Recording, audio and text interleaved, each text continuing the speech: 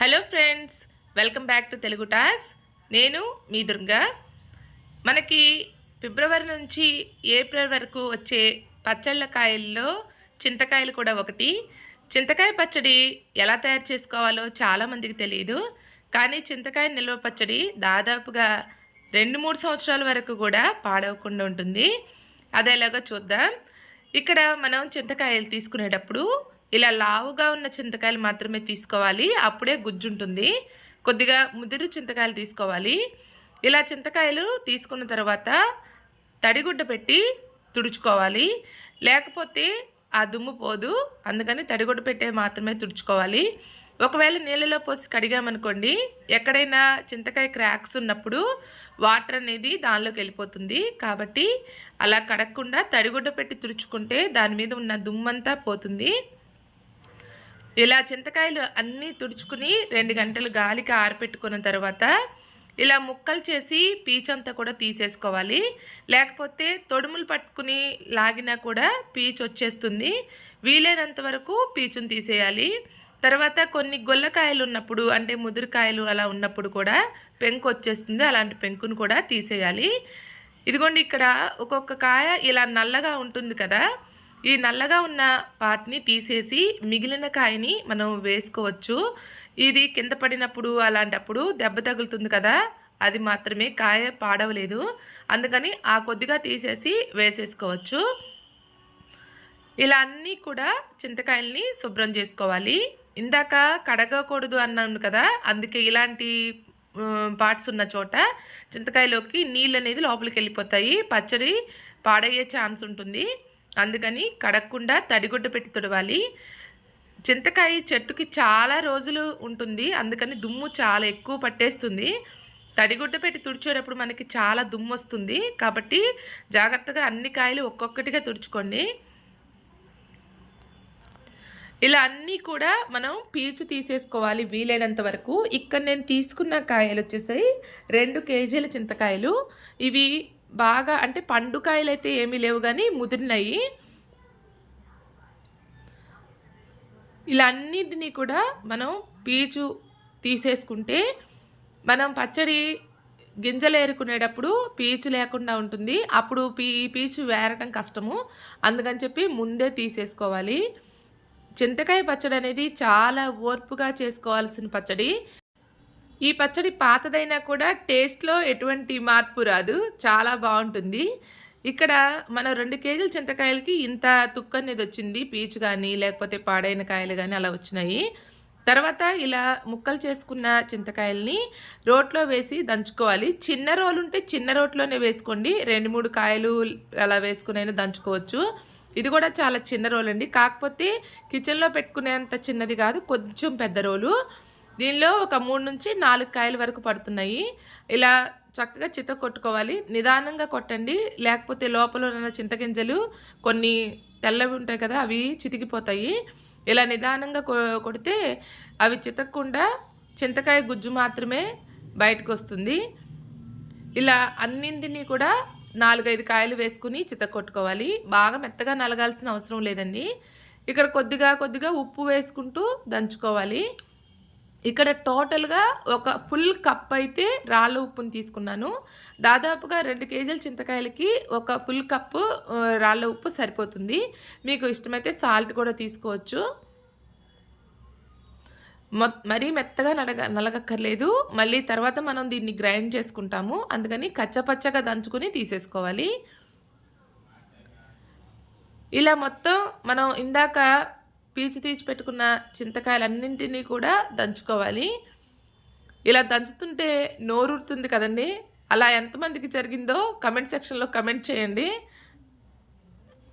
ఇక్కడ మొత్తం అంతా దంచుకున్న తర్వాత ఇంత మాత్రం చింతకాయ గుజ్జు వచ్చింది. దీనిలోకి కాస్త పసుపు చక్కగా కలుపుకొని ఒక డబ్బాలో పెట్టుకుని 3 రోజులు ఊరపెట్టుకోవాలి.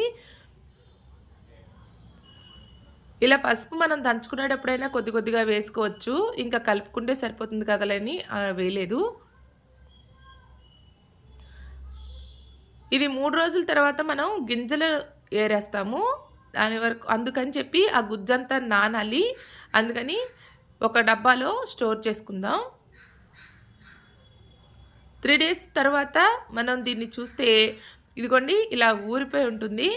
అలా ఊరిన తర్వాత ఈ గుజ్జంతా కూడా ఒక బేషన్లోకి ట్రాన్స్ఫర్ చేసుకుని అప్పుడు గింజలు ఏరుకుంటే మనకి అనువుగా ఉంటుంది. ఇదిగోండి ఇలా గింజలన్నీ కూడా సపరేట్ అయిపోతాయి ఇప్పుడు తీయంగానే. ఇంతకు ముందైతే గట్టిగా ఉన్నాయి కదా, 3 రోజుల తర్వాత పైన గుజ్జంతా కూడా ఊరిపోయి మెత్తగా అవుతుంది. గింజలు మాత్రమే హార్డ్గా ఉండి మనకి ఈజీగా ఏరుకోవడానికి దొరుకుతాయి. ఇదిగోండి అలా తెల్లగా ఉన్నవి కూడా గింజలేనండి. తెల్లగా ఉన్నవి కూడా తీసేయాలి. ఎర్రగా ఉన్నవే కాదు, తెల్లగా ఉన్నవి కూడా తీసేయండి. గింజలు మాత్రం ఉంచొద్దండి. గింజల టేస్ట్ వగరగా ఉండి బాగోదు. కొద్దిగా అమౌంట్ తీసుకుని ఒక పక్క నుంచి ఏరుకుంటే మనకి గింజలు అనేది ఈజీగా వస్తాయి. చిన్నప్పుడు ఈ గింజలు ఎర్ర గింజలన్నీ కలెక్ట్ చేసుకుని చక్కగా చింతపిక్కల ఆట ఆడుకునేవాళ్ళం. అలా ఎంతమంది చేశారో కమెంట్ సెక్షన్లో కమెంట్ చేయండి ప్లీజ్. ఇవిగోండి ఇవి కొంచెం దోరకాయల్లో గింజలు అయితే కొన్ని ఎర్రగాను కొన్ని తెల్లగాను అన్నీ వస్తాయి. ఇప్పుడు కూడా మనకి ఏదైనా పీచు తగిలితే అది కూడా తీసేయండి. ఇలా మొత్తం గింజలన్నీ ఏరిన తర్వాత ఇన్ని గింజలు వచ్చినాయి. గుజ్జు అయితే ఇందాక మనం చూపించిన దానిలో 30 వంతు గుజ్జు వచ్చింది, 1/4 వంతు గింజలు వచ్చినాయి.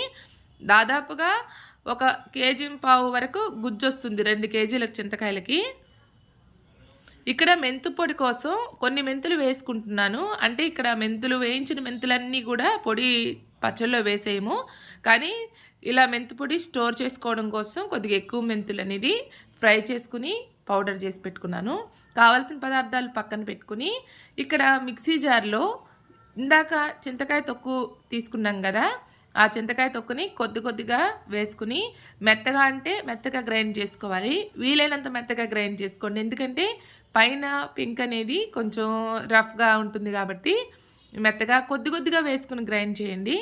ఇలా గ్రైండ్ చేయక ముందు దంచుకున్న తొక్కు ఉంది కదా, అలా కూడా కొంతమంది నిల్వ పెట్టుకుంటారు. ఇక్కడ వెల్లుల్లిపాయలను కూడా గ్రైండ్ చేసుకుందాము. ఇక్కడ 3 వెల్లుల్లిపాయలు రెబ్బలు తీసుకుని ఆ వెల్లుల్లిపాయలు కూడా మిక్సీ జార్లో వేసుకుందాం. 1 టేబుల్ స్పూన్ వరకు మెంతుపిండి, తర్వాత 1.5 టేబుల్ స్పూను ఆవపిండి తీసుకుంటే సరిపోతుంది. ఈ పచ్చళ్ళలోకి ఆవపిండి మెంతుపిండి హై క్వాంటిటీ తీసుకోకూడదు, ఇంత మాత్రం అయితే చక్కగా సరిపోతుంది. ఇక్కడ 1.5 టేబుల్ స్పూను ఆవపిండి తీసుకున్నాము. ఈ మూడింటితో పాటు కొద్దిగా చింతకాయ గ్రైండ్ చేసింది ఉంటుంది కదా, అది కూడా కలుపుకుని గ్రైండ్ చేసుకోండి, చక్కగా నలిగిపోతుంది.